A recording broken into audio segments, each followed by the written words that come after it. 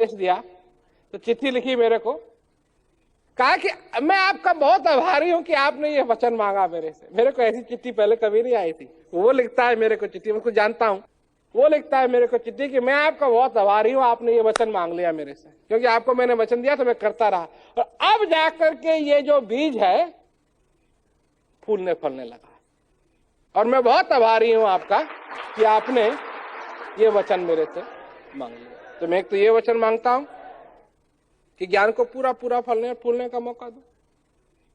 दूसरी चीज मैं मांगता हूं कि ज्ञान किसी को बताना मत। ये तुम्हारे लिए सिर्फ उपहार है, ये नहीं है कि तुम किसी और को देते फिरो।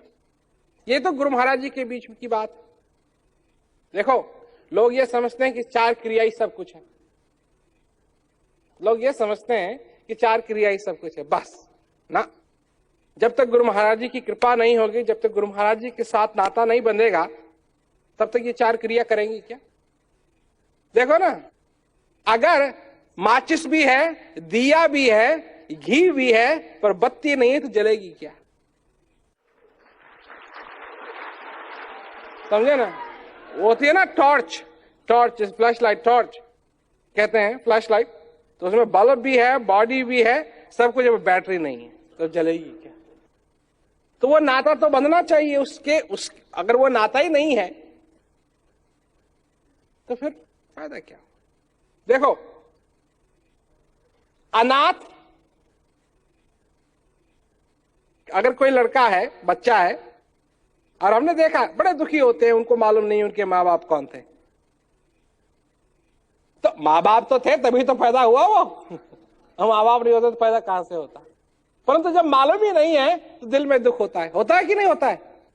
जब मालूम नहीं है तो दिल में दुख होता है। और मालूम भी हो जाए उसको तो ये थोड़ी है कि वो जी जाएंगे वापस, परंतु वो मालूम होना उसके लिए एक कनेक्शन बन जाता है, एक नाता बन जाता है। गुरु महाराज जी के साथ वो नाता बनना चाहिए ताकि मालूम रहे किसकी कृपा है ये, किसका ज्ञान है ये, सेवा करनी है, किसकी सेवा करनी है। तो और ये पैसे की बात नहीं, हम तुमसे पैसा नहीं मांग रहे हैं इस ज्ञान के लिए। तो इसलिए अगर किसी को चाहिए तो वो हमारे पास आए जिज्ञासु बन करके।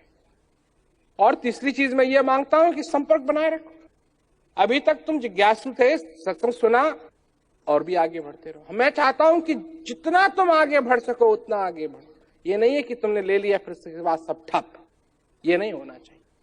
ज्ञान लो, इसका पूरा पूरा आनंद उठाओ। तो ये बातें हैं, छोटी छोटी बातें हैं पर बहुत जरूरी बातें हैं ये, इसको समझो। सरल सरल है, सरल, और ये समझने लायक है, आनंददायक है, आनंददायक है, और अपने अंदर जाकर के उस चीज का अनुभव तुम कर सकोगे। इसलिए तुम आओ, अपने विचारों की क्या कहते हैं बोरी में उसको मत लाओ, अपने बोझ को मत लाओ। तुम आओ, तुम आओ, मनुष्य के नाते तुमको देंगे, मनुष्य के नाते, है ना? और इसका आनंद पूरा पूरा